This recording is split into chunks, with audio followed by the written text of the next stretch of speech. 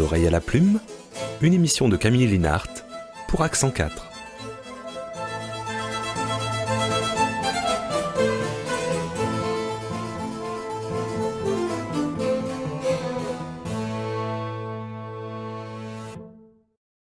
Bonjour à toutes et à tous et bienvenue dans ce nouveau numéro de l'oreille à la plume consacré à Igor Stravinsky. Né dans la Russie de Tchaïkovski, Stravinsky verra sa longue carrière s'achever dans l'Amérique des Jackson 5. Dans l'histoire, aucun autre compositeur de premier plan n'aura sans doute respiré l'air de mondes si différents. Pour qu'un tel cheminement fût possible, il fallut certes la coïncidence d'une vie bien longue et de temps singulièrement changeants, mais aussi et surtout l'exceptionnelle force créatrice d'un artiste qui sut n'être jamais dépassé par les incessantes évolutions qui secouaient son époque, soit qu'il eût contribué à les initier, soit qu'il parvint à se les approprier.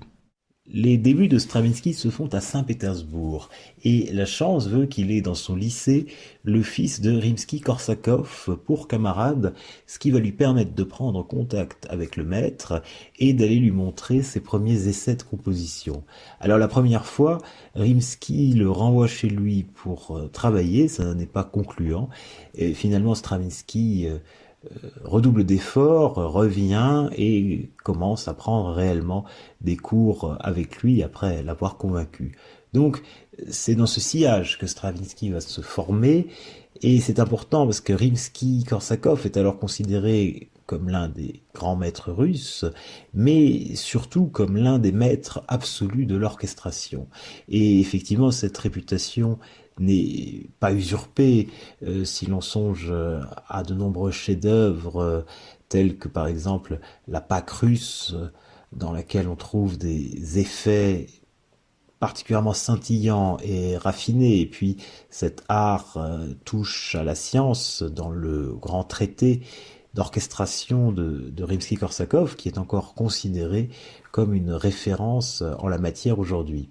Alors une œuvre qui va probablement avoir une importance fondamentale pour Stravinsky est le Coq d'Or. Le Coq d'Or de Rimsky-Korsakov, c'est un opéra dont a été tirée une suite d'orchestre, et je vous propose d'en entendre un extrait pour nous immerger dans l'univers musical du jeune Stravinsky. Antal Dorati est à la tête du London Symphony Orchestra.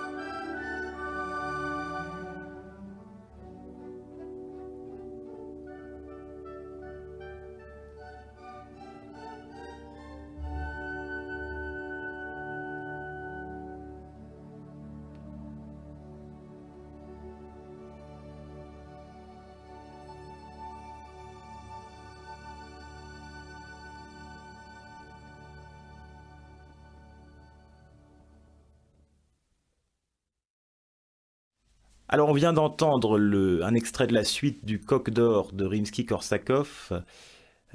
Antal Dorati était à la baguette, il dirigeait le London Symphony Orchestra et c'était un enregistrement Mercury Living Presence. Alors donc on a dit que Rimsky avait constitué une grande influence pour Stravinsky et on va le voir de manière très nette maintenant avec peut-être le premier chef-d'œuvre de Stravinsky, en tout cas celui qui va le rendre instantanément célèbre, c'est L'Oiseau de Feu. L'Oiseau de Feu est très grandement inspiré de l'orchestration de Rimsky. Je vous propose d'entendre la supplication de l'Oiseau de Feu, hein, donc une partie de ce ballet qui a été présentée à Paris en 1910 et qui va rendre Stravinsky immédiatement célèbre. Debussy l'invitant à souper dès le soir même, et ensuite cette célébrité ne le quittera plus. C'est toujours Antal Dorati qui dirige le London Symphony Orchestra, et c'est toujours un enregistrement Mercury Living Presence.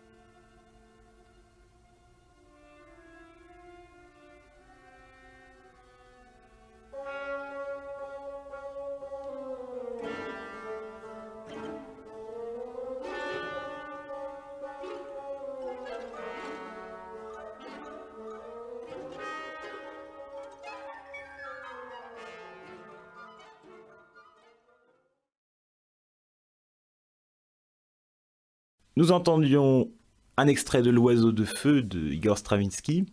C'était plus précisément la supplication de l'Oiseau de feu. Et c'était dirigé par Antal Dorati avec le London Symphony Orchestra dans un enregistrement Mercury Living Presence. Alors, ce ballet qui a donc rendu Stravinsky célèbre comporte encore, notamment dans le sillage de Rimsky-Korsakov, une très grande part d'éléments stylistiques très romantiques, on l'entend bien. Et d'une certaine manière, c'est un adieu à cette volupté romantique que fait Stravinsky dans cette œuvre, parce qu'il n'y reviendra plus jamais, en tout cas plus de la même manière. Et dès le ballet suivant, hein, qui constitue aussi un grand jalon dans son œuvre, Stravinsky va se tourner vers autre chose, c'est-à-dire qu'il va développer un langage musical beaucoup plus moderne, beaucoup plus personnel encore. Le ballet suivant est très connu aussi, c'est Petrouchka. Et dans ce style beaucoup plus, disons, impur, beaucoup plus... le sujet de Petrouchka, c'est une fête foraine, donc il y a des éléments beaucoup plus, presque on pourrait dire sales. Stravinsky va chercher à intégrer des éléments populaires, et il va pouvoir le faire assez facilement, avec une grande aisance. Et donc je vous propose d'entendre une chanson qu'on entendra ensuite dans Petrouchka, une chanson de l'époque qui est l'œuvre d'un chansonnier qui s'appelle Dranem, qui n'est peut-être plus très connu aujourd'hui, et qui s'appelait « Elle avait une jambe en bois ». Donc c'est une chanson qu'on chantait dans les cafés musicaux, dans les music halls de Paris, dans les années 1900-1910. Donc je vous propose cet enregistrement où Dranem chante cette chanson « Elle avait une jambe en bois ».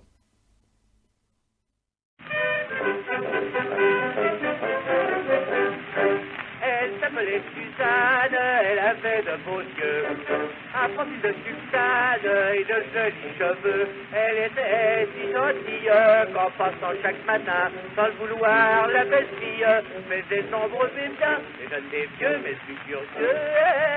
Elle avait une jambe en bois, et pour que ça ne se voit pas, elle faisait mettre par en dessous des rondelles en caoutchouc. Elle avait une jambe en bois, mais comme elle portait des bas, ceux qui n'avaient pas senti ne s'en seraient jamais doutés. Bois, bois, elle avait une jambe en bois. Elle était de Nanterre et le maire un mal à papa. La fille de Mérosière de son gentil patelin prédisait ses copines. Ça nous embouche en point, sa vertu est en Chine. Si ça n'allait pas plus loin, c'était pas vrai, preuve en effet qu'elle avait une jambe en bois. Et pour que ça ne se voit pas, elle se faisait mettre par en dessous des rondelles en caoutchouc. Elle avait une jambe en bois, mais comme elle portait des bas, ceux qui n'avaient pas tenté ne s'en seraient jamais doutés. Bois, bois, elle avait une jambe en bois. Au bal après la fête, en robe de satin blanc pampan, elle danse à la liquette, c'était vraiment charmant. Pour finir la soirée, vers minuit moins un quart, elle fit la chaloupée, la chic et le grand écart, et sapristi, là que tout le monde dit qu'elle avait une jambe en bois, et pour que ça ne se voit pas, elle faisait mettre par en dessous les rondelles en caoutchouc. Elle avait une jambe en bois, mais comme elle portait des bas, ceux qui n'avaient pas tenté ne s'en seraient jamais doutés. Ouah, ouah, elle avait une jambe en bois. Soudain elle s'enchaîne, on la voit, ça fait ses papas. C'est le bal de Merdicelle, ça commence à presser. Couchée sur la grosse caisse, dans les bras du piston, elle dit la drôlesse. Au monde d'un gros garçon, le pauvre chéri avait sur lui une toute petite jambe en bois, de la grosseur d'un petit doigt. Il avait même par en dessous de rondelles en caoutchouc. Il avait une jambe en bois, tout le monde en restait quoi. Ceux qui n'avaient pas tenté ne s'en seraient jamais doutés. Bois, bois, il avait une jambe en bois.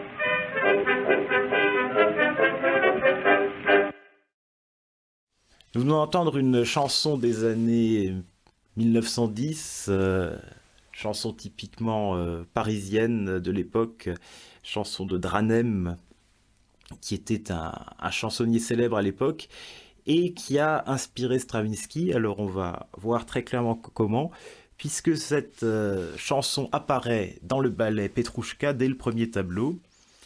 Et on va voir, après une première partie qui n'a rien à voir, comment cette chanson apparaît dans ce premier tableau et comment Stravinsky l'introduit de façon très très réussie en la faisant jouer par un joueur d'orgue de Barbarie. Alors il stylise ici l'orgue de Barbarie avec les clarinettes qui jouent la mélodie et flûte et piccolo qui jouent les rouages de l'orgue et donc qui imitent vraiment le timbre et presque même le mécanisme de cet instrument.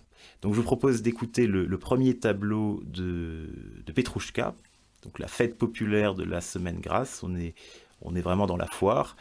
Et c'est Karel Ančerl qui dirige l'orchestre philharmonique tchèque sur un disque supraphone.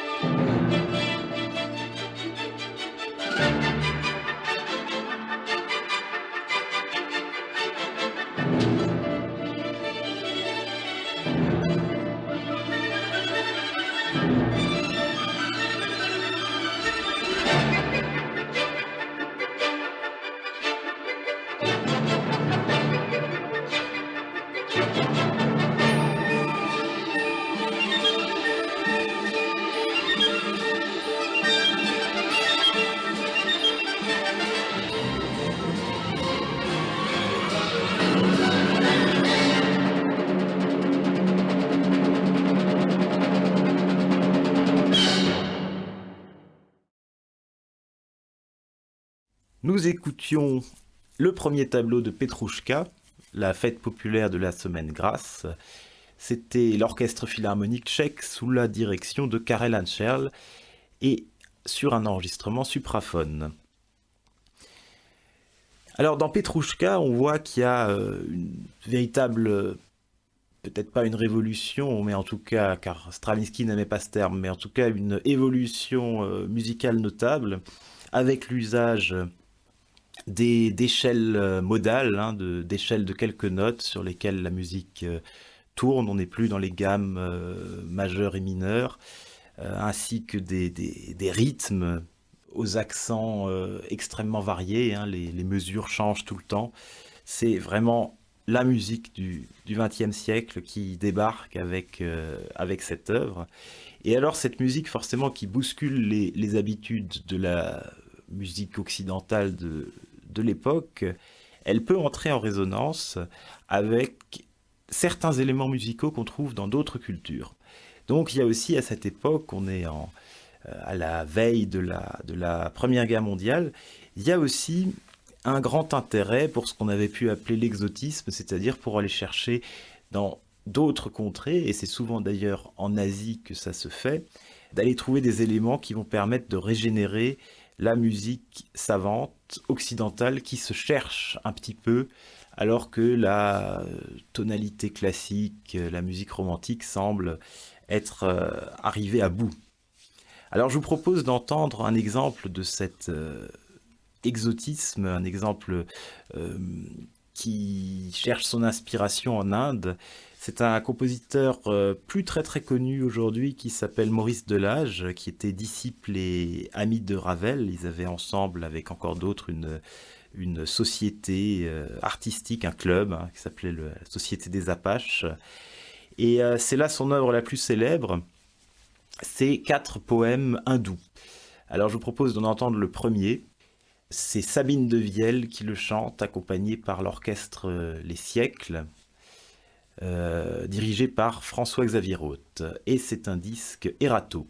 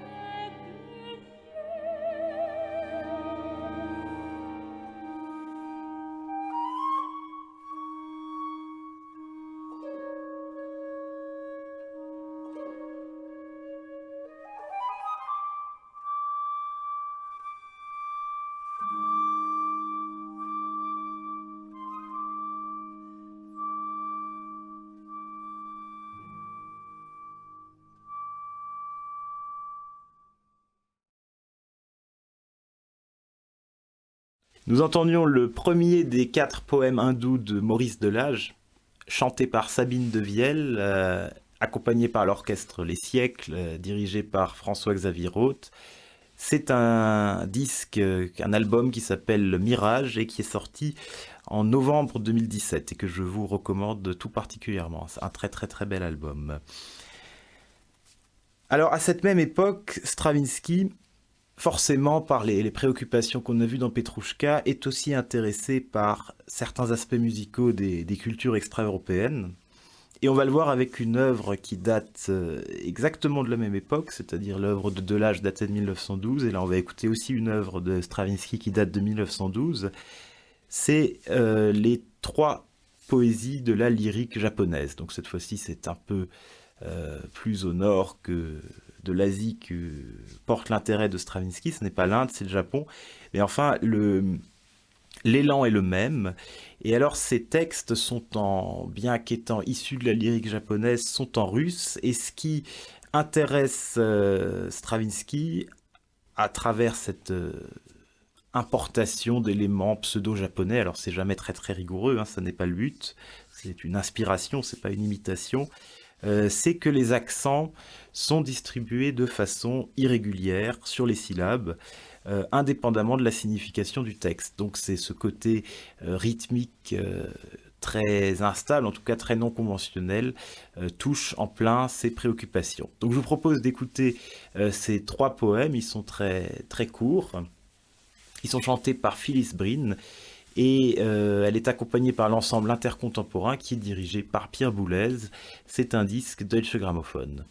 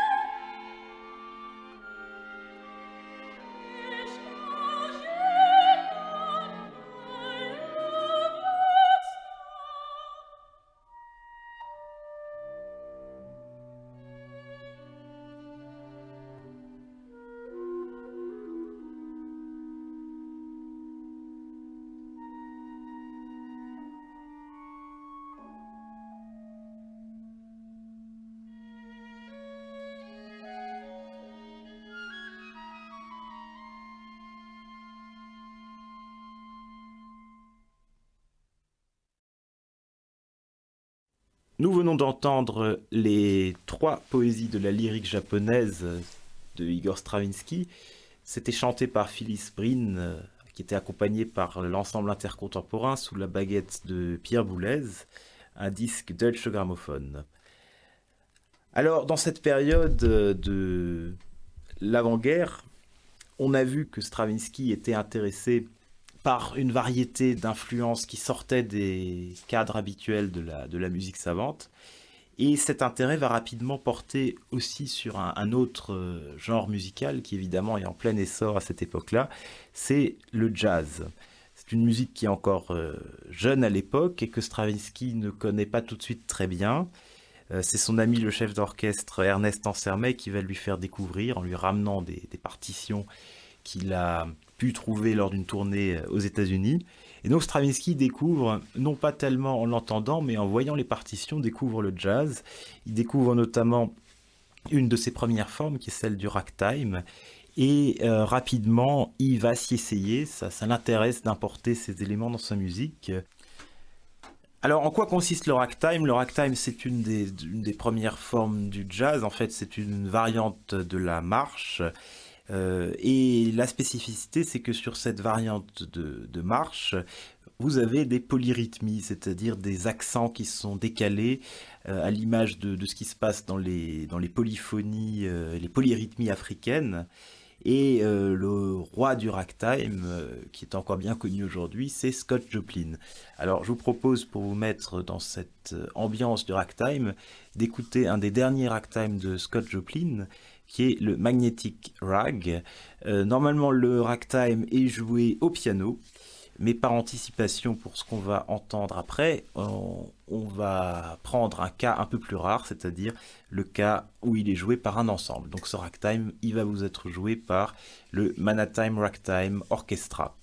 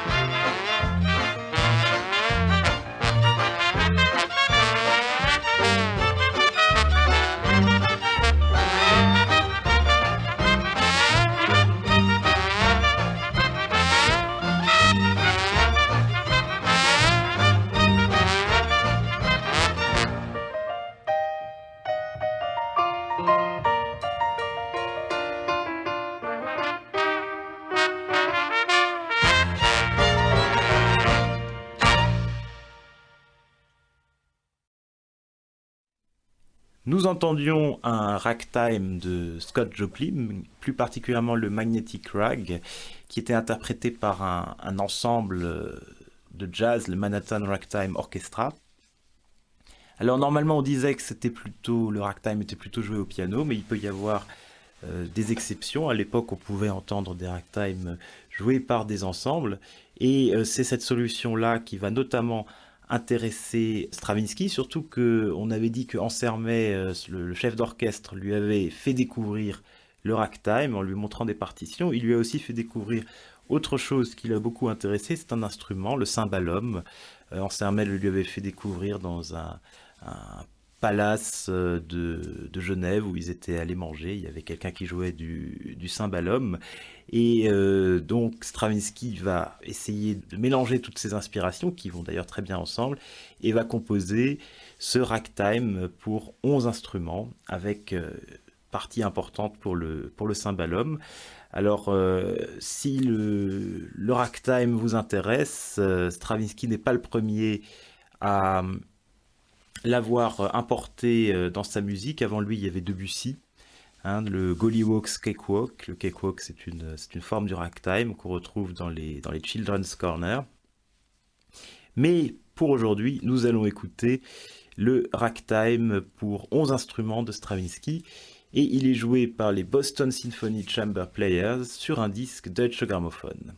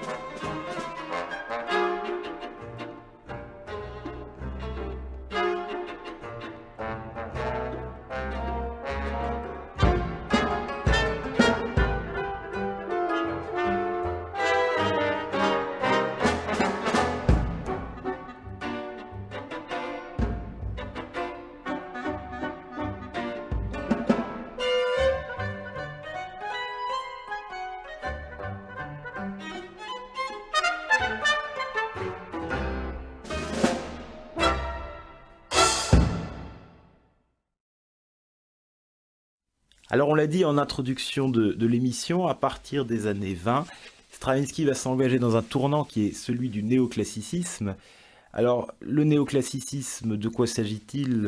On l'a un peu entrevu, c'est une volonté de retourner à une musique qui a l'équilibre, la stylisation du classicisme. Ça peut être plus ou moins lointain dans l'inspiration, hein. On peut prendre des exemples, vraiment quasiment faire des pastiches d'œuvres classiques, ou alors s'en inspirer de façon moins précise, mais quand même en ayant un certain esprit qui gouverne l'œuvre. C'est un vent qui souffle particulièrement en France, mais un peu dans toute l'Europe, et qu'on retrouve de façon assez variée chez différents compositeurs, mais on la retrouve notamment aussi chez Ravel. Ravel qui par exemple disait que, et c'est assez proche de cette mentalité néoclassique, Ravel disait ne comprenez-vous pas que je puisse être artificiel par nature. Donc il y a cette idée d'artifice qui est assumée, cette idée de stylisation, cette mise en cause de cette pseudo, ou considérée comme pseudo-expressivité, sincérité romantique. Et à travers ça aussi, évidemment, une mise en cause quand on met en cause le romantisme, c'est souvent ça qui est derrière, du romantisme en particulier, du romantisme germanique, de Wagner, de Bruckner, de toute cette musique qui paraît aux yeux néoclassiques très ou trop lourde. Je vous conseille, si le sujet vous intéresse, de lire le petit livre de Jean Cocteau qui s'appelle Le Coq et l'Arlequin, qui est une sorte de pamphlet pour le néoclassicisme et contre justement cette musique germanique, romantique, où on comprend aussi les logiques nationalistes qui se jouent un petit peu derrière. Alors, ce que je vous propose d'écouter pour rentrer pleinement dans le sujet, c'est l'œuvre qui sera un peu emblématique de ce tournant pour Stravinsky. C'est un ballet, encore une fois. Ce ballet s'appelle Pulcinella. Et dans ce ballet, Stravinsky reprend de façon très précise des éléments de la musique, d'une musique bien plus ancienne que la sienne. Écoutons-la. Elle est dirigée par Riccardo Chailly et c'est le Royal Concertgebouw Orchestra sur un disque Decca. On écoute la première partie de Pulcinella.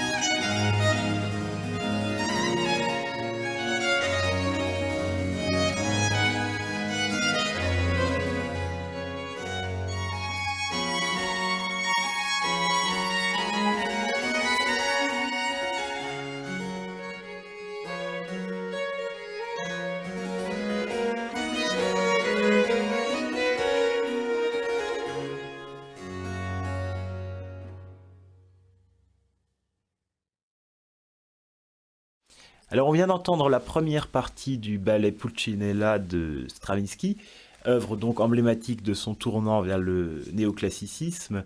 C'était dirigé par Riccardo Chailly avec l'orchestre le Royal Concertgebouw Orchestra sur un disque Decca. Cette musique, évidemment, ne sonne pas du tout années 20, elle sonne 18e siècle. C'est issu d'une musique du 18e siècle, et on va même pouvoir écouter très précisément le modèle qu'a pris Stravinsky, ou du moins qu'a cru prendre Stravinsky, car Stravinsky s'est basé sur une sonate en trio qui avait été publiée sous le nom de Pergolèse. Pergolèse, on dit maintenant plutôt Pergolesi, compositeur d'un fameux Stabat Mater notamment, compositeur du début du XVIIIe siècle. Et donc Stravinsky a pris une de ces sonates en trio et l'a orchestrée. Alors en vérité, je dis qu'il a cru prendre Pergolèse parce que ça n'est pas vraiment Pergolèse qui a composé cette sonate, c'est un compositeur plus obscur qui s'appelle Domenico Gallo. Mais ça, les musicologues ne l'ont découvert qu'après que Stravinsky a composé Pulcinella. Donc je vous propose d'écouter, rendons à César ce qui est à César, l'œuvre de Domenico Gallo et non de Pergolesi comme le croyait Stravinsky. Donc cette sonate en trio qui a servi de modèle à Pulcinella, vous allez voir, il n'y a que l'orchestration qui change. C'est joué par des musiciens de l'ensemble London Baroque et c'est un compact bis.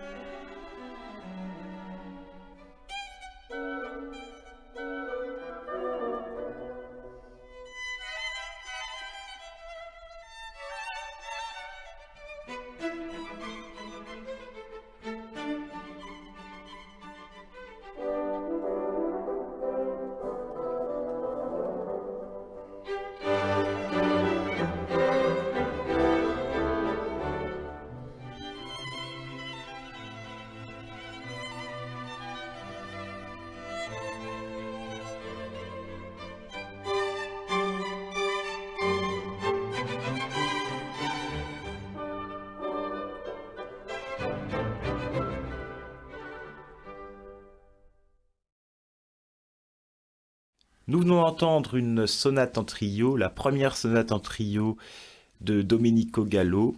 Elle était jouée par les musiciens du London Baroque sur un disque bis, donc une sonate qui avait été attribuée à Pergolèse, et c'est comme ça que Stravinsky l'a orchestrée pour Pulcinella. Alors, on voit bien que quand on parle de néoclassicisme, ici on parle déjà on a parlé de Pergolesi, on parle de ce compositeur Domenico Gallo, on est dans la première partie du XVIIIe siècle. En fait, il faut bien comprendre que ce que les néoclassiques appellent classique, ça n'est pas la période restreinte qu'on appelle classique aujourd'hui, qui est celle de Mozart, Haydn et Beethoven. C'est tout ce qui évoque pour eux une rigueur, une stylisation, un ordre, qui est l'inverse de ce qu'on trouve dans la musique romantique. Donc, ce qu'on appelle musique baroque peut tout à fait correspondre à ce que eux appellent classique. C'est comme ça que un compositeur comme Jean-Sébastien Bach va aussi être évidemment un grand modèle pour Stravinsky et pour les néoclassiques. Et je vous propose d'entendre, sans plus attendre, une œuvre qu'aimait beaucoup Stravinsky, qui est le premier concerto brandebourgeois Donc, premier concerto brandebourgeois en fa majeur, BWV 1046. Nous entendons le premier mouvement. Il est joué par l'Orchestra Mozart, dirigé par Claudio Abbado sur un disque Deutsche Grammophon.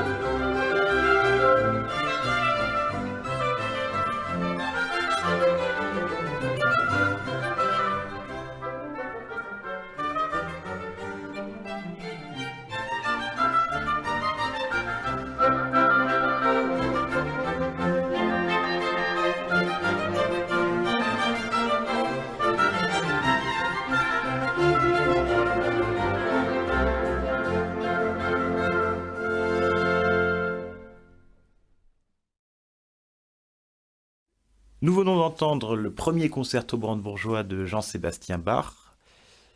Il était joué par l'Orchestra Mozart, dirigé par Claudio Abbado sur un disque Deutsche Grammophon. Alors c'est un peu à dessein que j'ai choisi une interprétation qui n'était pas sur instrument ancien.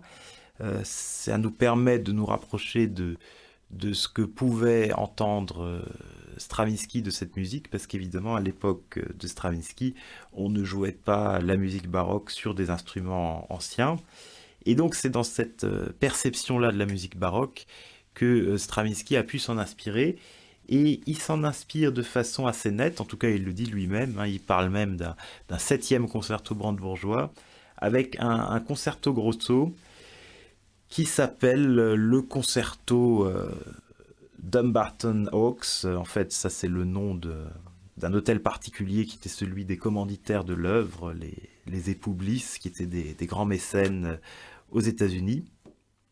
Car entre-temps, on est là en 1938, Stravinsky a fui l'Europe pour des raisons politiques et donc se trouve aux États-Unis.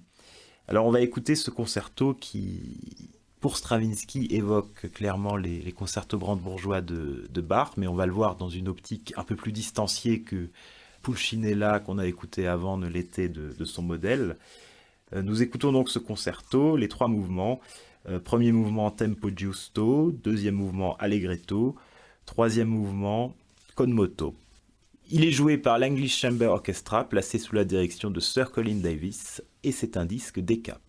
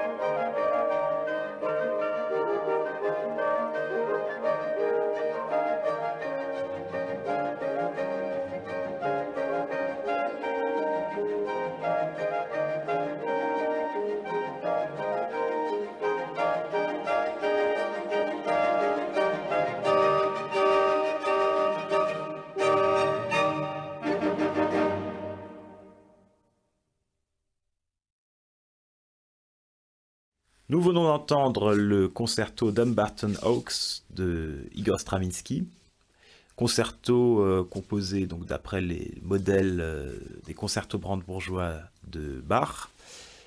Il était joué par le English Chamber Orchestra, placé sous la direction de Sir Colin Davis sur un disque Decca. Alors là, on a vu de la musique baroque tardive, si on veut, enfin des influences de la musique baroque tardive avec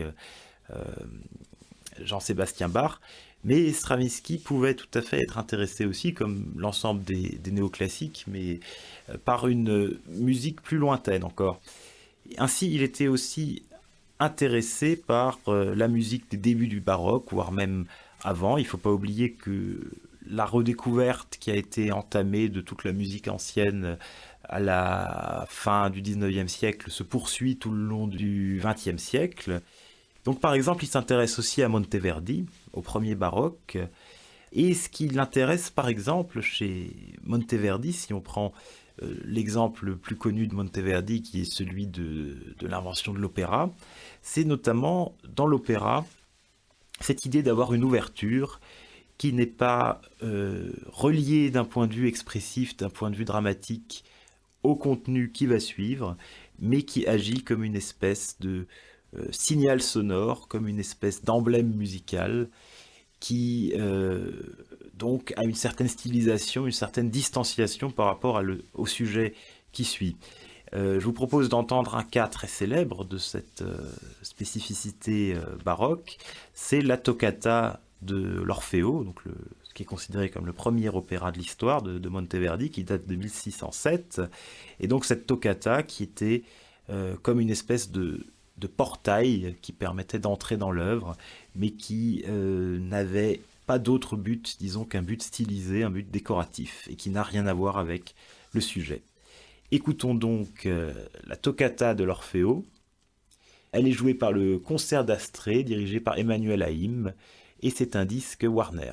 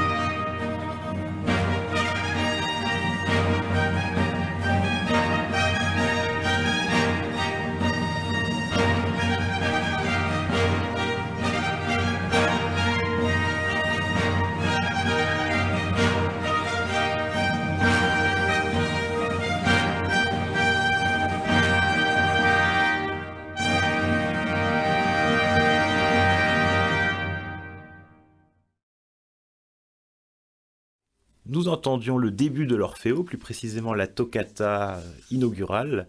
Elle était interprétée par le concert d'Astrée, dirigé par Emmanuel Haïm sur un enregistrement Warner. Alors on va voir maintenant que Stravinsky reprend le procédé à son compte pour un de ses opéras en 1951 qui s'appelle The Rake's Progress. Et donc dans cet opéra, il va placer, pareil, une espèce de petit portillon musical, de petit emblème stylisé qui n'a rien à voir avec la suite, mais qui imite cette espèce de fanfare qu'on avait déjà chez Monteverdi. Alors c'est très bref, ça dure 38 secondes, et c'est ces 38 secondes qui font simplement office d'ouverture à l'opéra. Alors on va l'entendre joué par le London Symphony Orchestra, dirigé par John Eliot Gardiner. C'est un disque Deutsche Grammophon.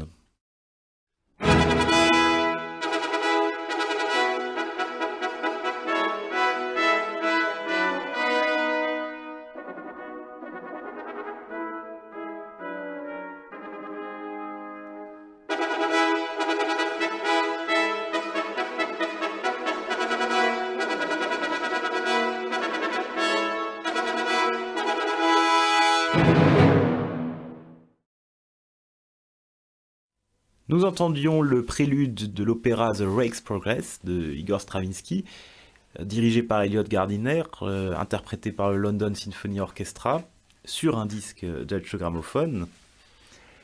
Alors on est là dans les années 50, Stravinsky entame la dernière partie de sa longue carrière. Il lui reste encore une bonne vingtaine d'années à vivre. Alors depuis le début du XXe siècle, il y a une autre révolution que la sienne, qui s'est fait jour, c'est celle de la deuxième école de Vienne, c'est-à-dire c'est celle de Schönberg, de Berg, Webern, celle qui a fait éclater la tonalité et qui a cherché à systématiser son remplacement à travers la technique dodécaphonique, la technique sérielle. C'est ce qu'on appelle la musique atonale. Alors Stravinsky, tout comme d'ailleurs Schönberg, n'aimait pas ce terme. Il pensait qu'il aurait été plus juste de dire antitonal que atonal, parce que atonal pour lui c'était marquer une indifférence vis-à-vis de la tonalité, alors que antitonal aurait été plus juste dans le sens où ça montre que on cherche vraiment à mettre au point un procédé qui permet de l'éviter pour construire autre chose. Et donc ce procédé, voilà, c'est de remplacer les gammes par des séries de 12 sons, dans lesquels il n'y a pas de hiérarchie, c'est cette absence de hiérarchie qui fait la musique atonale ou antitonale, comme dit Stravinsky. Alors cette école est encore un peu dans l'ombre dans les années 20, elle reste assez confidentielle, assez limitée au monde germanique et particulièrement à l'Autriche. Néanmoins, après la Deuxième Guerre mondiale, elle va vraiment éclater, se répandre, et notamment à travers les figures d'une nouvelle génération que sont notamment Boulez et Stockhausen. Et Stravinsky, qui s'est toujours tenu à distance jusqu'ici de cette école, va finalement se lancer à sa façon dedans, alors évidemment toujours avec une certaine distance. Il faut noter que il ne s'y lance vraiment qu'à partir de 1952, c'est-à-dire après la mort de Schönberg. À ce moment-là, les trois représentants initiaux de l'école de Vienne sont tous morts. Webern est mort en 1945 et Berg est mort en 1935. Donc en fait, après la mort de Schönberg, comme si Stravinsky se sentait libéré, autorisé pour le faire, il se lance dans ce nouveau monde musical. Et alors ce qui l'intéresse particulièrement, c'est la musique de Webern. Parce que la musique de Webern porte en germe l'idée d'un sérialisme intégral. Alors qu'est-ce que ça veut dire un sérialisme intégral ? C'est-à-dire que le principe de mettre à plat les 12 sons pour éviter les hiérarchies et les formes préconçues de la musique tonale, eh bien on va étendre ce principe de mise à plat, pas seulement aux notes, mais à tous les paramètres, c'est-à-dire aussi au rythme, aussi aux nuances, aussi au timbre, au registre, etc. Alors pousser à un degré total, ça a un intérêt plutôt limité, comme s'en sont rendus compte en premier, et ils l'ont avoué, les compositeurs qui ont pratiqué ces expériences un peu limites dans les années 50. Néanmoins, quand on s'en approche, mais en maintenant une certaine distance, ça peut être très intéressant, et c'est ce qui a intéressé Stravinsky, parce que ça fait sortir cette école de Vienne, et c'est pour ça qu'il s'intéresse plus à Webern qu'aux deux autres, qu'à Schoenberg et Berg. Ça les fait complètement sortir de cette dimension romantique, expressionniste, germanique, que n'aimait pas Stravinsky. Avec un côté beaucoup plus épuré, beaucoup plus froid aussi, qui est tout à fait ce qui l'intéresse. Alors on va écouter un exemple de cette musique, le concerto opus 24 pour 9 instruments de Anton Webern. C'est une œuvre qui date de 1934 et qui est dirigée par Pierre Boulez. Il dirige l'ensemble intercontemporain sur un disque Deutsche Grammophon.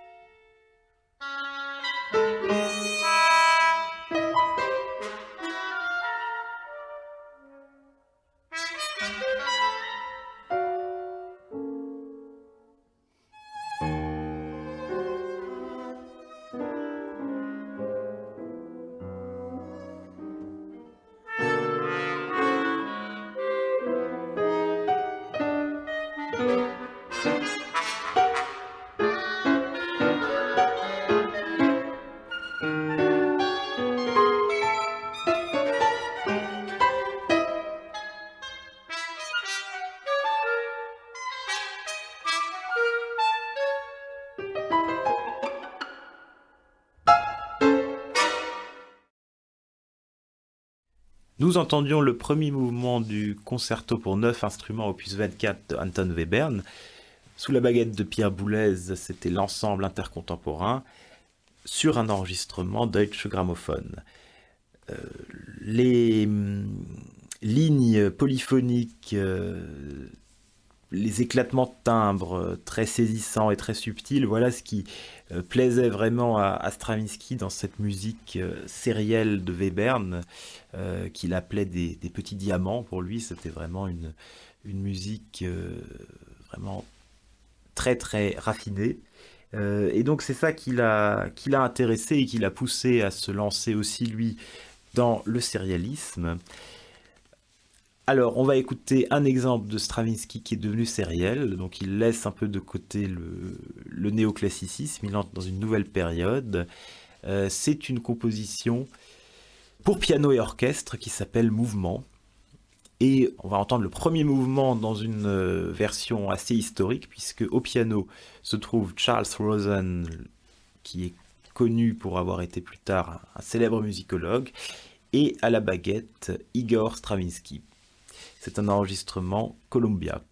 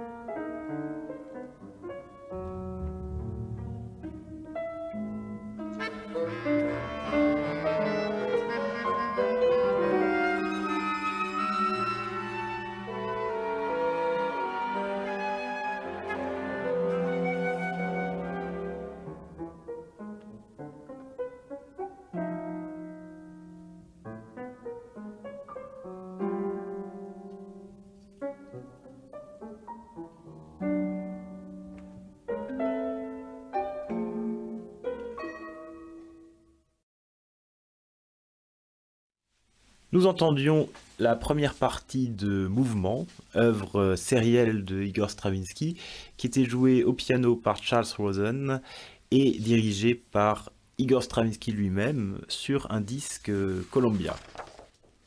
Alors Stravinsky ne met néanmoins qu'un pied dans l'aventure sérielle, dans cette avant-garde sérielle qui à l'époque pouvait paraître assez fermée, mais bon, il a une personnalité, une carrière, une célébrité pour lui qui lui permet de prendre une certaine distance, une certaine hauteur sur les choses.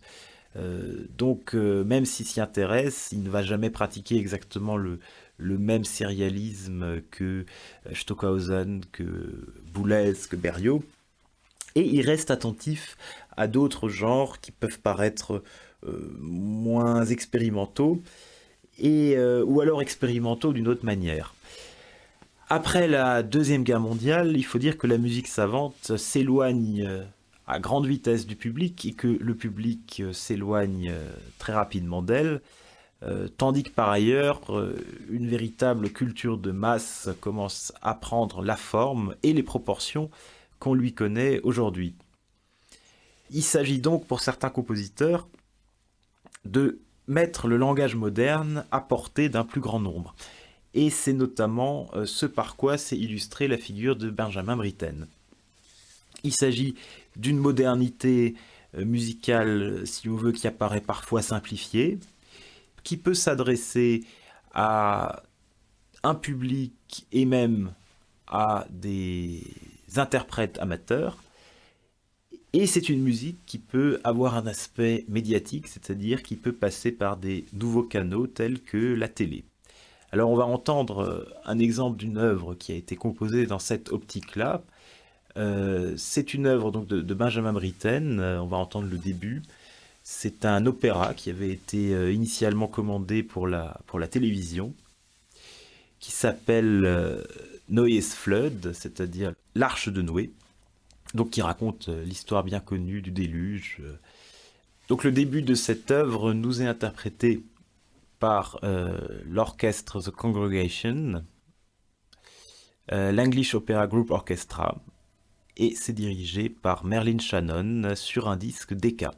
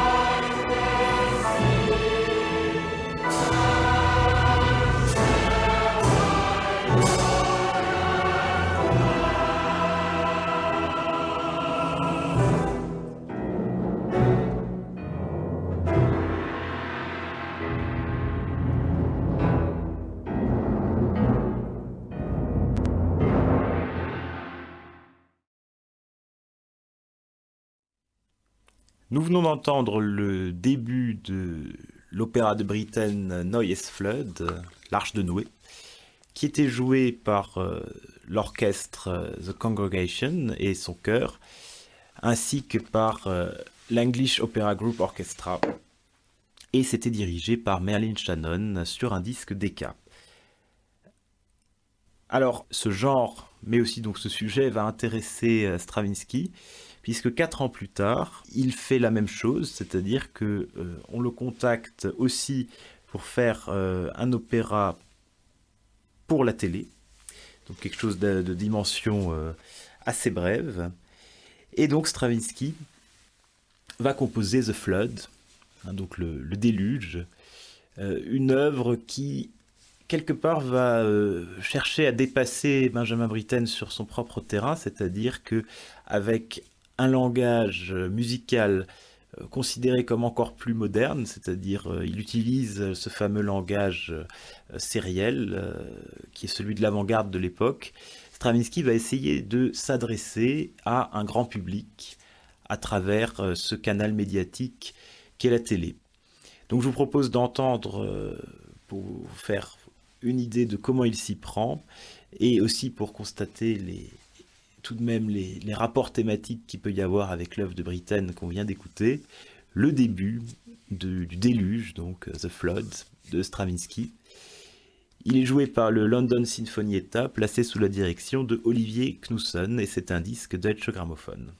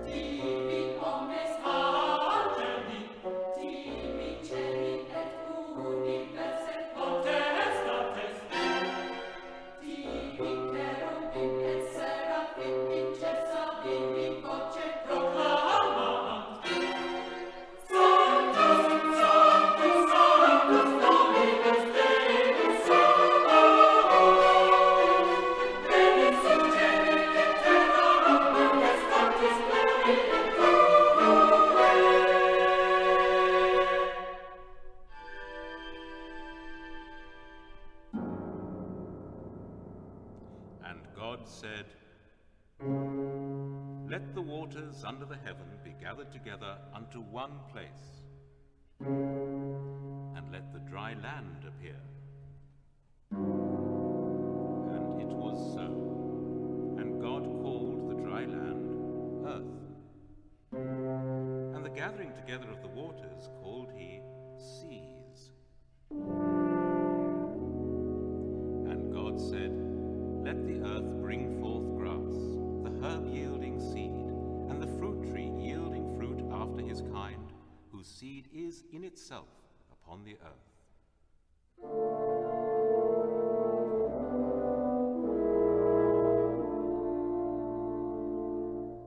And it was so. And God said, "Let the waters bring forth abundantly the moving creature that hath life."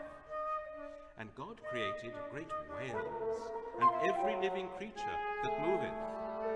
And God blessed them, saying, "Be fruitful, and multiply, and fill the waters in the seas." And God said, "Let the earth bring forth the living creature after his kind." And God said, "Let us make man in our image." A skillful beast will I make, after my shape and likeness, the which shall worship to me take. Take thou now the of life, with the female thou shalt have to wife, and receive you both your souls from me. Adam and Eve, your name shall be.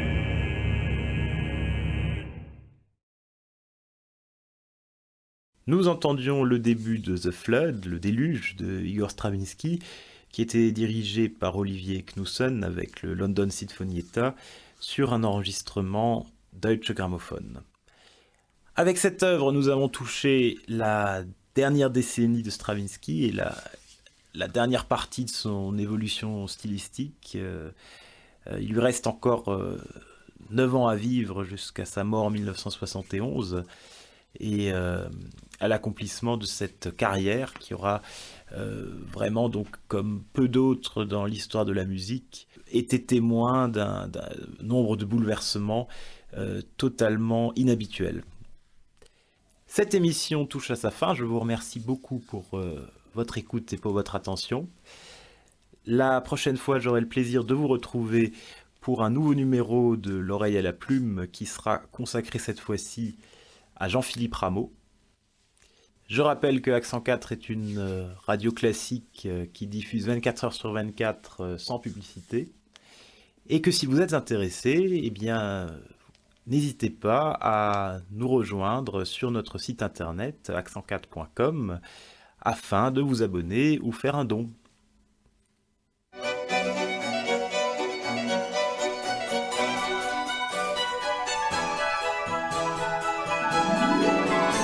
Quelle musique ont les compositeurs à l'oreille quand ils prennent la plume? Remontez aux sources musicales d'un grand créateur. De l'oreille à la plume, une émission de Camille Linhart pour Accent 4.